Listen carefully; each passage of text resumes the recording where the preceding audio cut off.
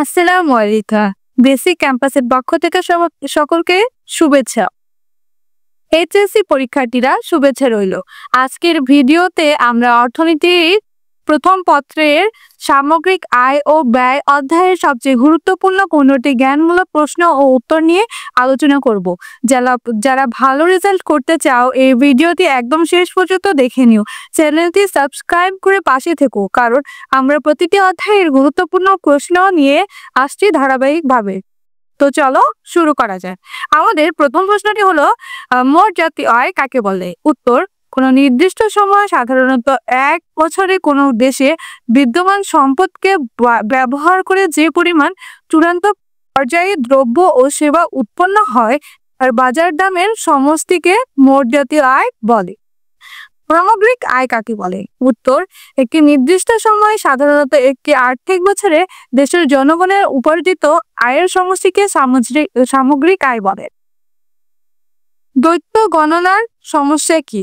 উত্তর, সামগ্রিক আয় গণনার সময় কোনো পণ্যের দাম একাধিকবার গণনার অন্তর্ভুক্ত হওয়ায় দ্বৈত গণনার সমস্যা। এনএনআই এর সংজ্ঞা দাও।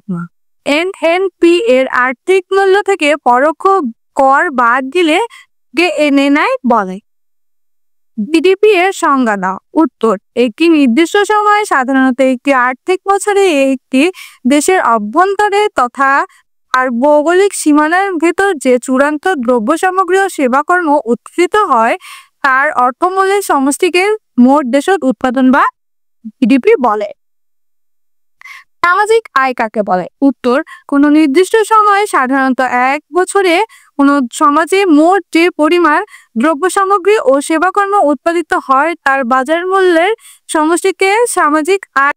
এনএনপি এর পূর্ণরূপ লেখো। এর উত্তর, এনএনপি এর পূর্ণরূপ হলো নেট ন্যাশনাল প্রোডাক্ট। ব্যয়যোগ্য আয় কাকে বলে?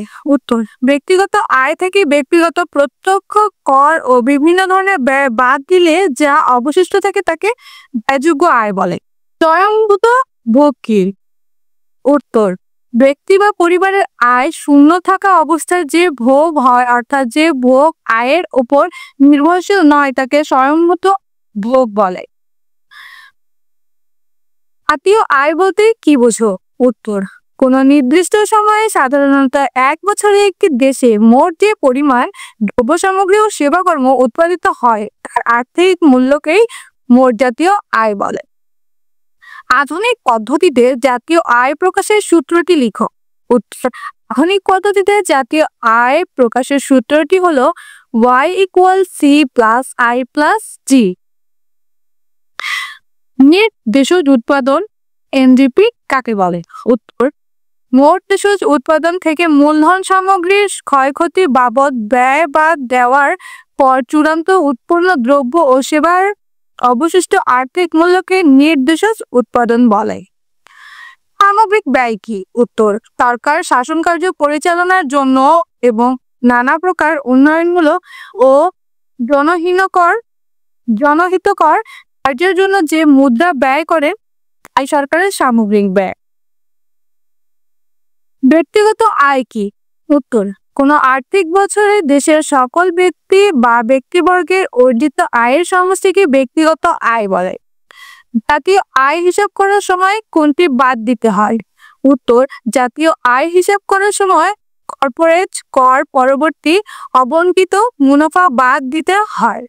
তো বন্ধুরা, আজকের এই 15টি গুরুত্বপূর্ণ প্রশ্ন উত্তর তোমার এইচএসসি প্রস্তুতির জন্য খুবই সহায়ক হবে বলে আশা করছি। তোমার যে কোনো প্রশ্ন বা মতামত নিচে কমেন্ট করো। ভিডিও ভালো লাগে অবশ্যই একটি লাইক দাও, বন্ধুদের সাথে শেয়ার করো এবং এমন আরো গুরুত্বপূর্ণ ভিডিও পেতে চ্যানেলটি সাবস্ক্রাইব করে রেখো। পরবর্তী ভিডিওতে আমরা আসছি নতুন অধ্যায়ের প্রশ্ন উত্তর নিয়ে। সাথে থেকো। ধন্যবাদ।